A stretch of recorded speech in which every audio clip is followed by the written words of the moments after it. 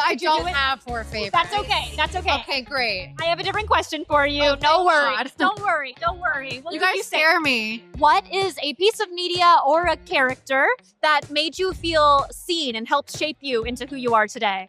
Okay, I remember I stole a copy of Mysterious Skin from a Blockbuster in Moline, Illinois, and didn't tell anyone, and I kept it. I never returned it. I'm so sorry, Blockbuster.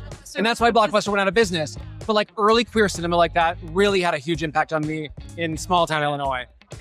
Bring it on. I was a cheerleader at the time in high school, and there were dynamics in that movie that to me I really connected with as a young little bi. My crush on Eliza Dushku, like I think really I was feeling things. We just published an article about how Bring It On made so many people buy. So, For example, It's Evil Lynn from Masters of the Universe. Skeletor's like sorceress henchwoman, my absolute favorite. David Bowie in Labyrinth. Absolutely. Like, just as the Goblin King, you remind me of the Babe. I saw my baby crying hard as Babe could cry. It was the first time I saw a man in a wig, in tights, in heels, and in makeup. And I was like, that's me. That's me. I would say Call Me By Your Name was definitely one of those. And then Love Victor. Coming from a Hispanic background and having some of the very same conversations with my own family was just like, oh my God. I'm like, it was so refreshing to see. When I first met Fawzia, I told her about a film I watched called Fire, which was the first South Asian queer film I saw. Every community has people that are gay, so does the South Asian community, and we need to see more of that. Buffy the Vampire Slayer. Sarah Michelle Gellar as Buffy the Vampire Slayer. I was a teenager watching this in high school. She was also in high school. We were one and the same. I am the chosen one. I am a slayer. Listen, the first gay television show, which was coded, was probably Family Affair with Mr. French and Uncle Bill. There were no gay people on television when I was growing up. So the closest thing was that like this man, they had 3 children named Sissy, Buffy, and Jody. That's coded. That is a coded gay family. Jack McFarlane on Will and Grace. I've always been flamboyant. I've always been loud. I've always been quick. And Jack was all of those things. Before I was out of the closet, I would watch Will and Grace at home in private. If I felt defeated, I would watch Will and Grace. And it was Jack and Karen. Jack and Karen.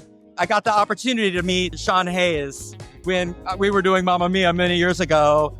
And it was just a full circle moment to meet one of your heroes. Looking on HBO, it takes place in the Bay Area, which is where I'm from, and it found me when I was a lot younger, and those characters felt so real to me. They were people I knew, and I saw myself in a lot of them, and that really, is beautiful. Ooh, I think the dress from Legend, the character of the dress, very inspirational, as you can see. All the villains are the great ones, right? Real women have curves.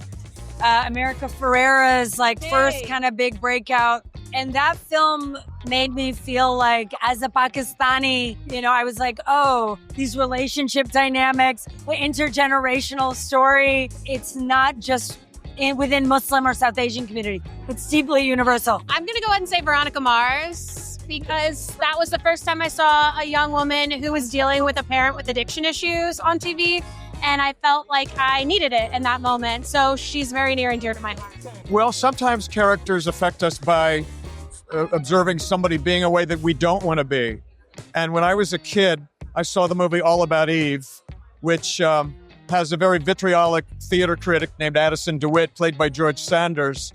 And I'd never experienced that kind of wry, sort of bitchy, venal humor that impressed me. And then I embraced and then learned that was maybe not the best way to communicate with people. Dorothy from The Wizard of Oz was one of the first characters that I remember watching and just going like, I love everything about her.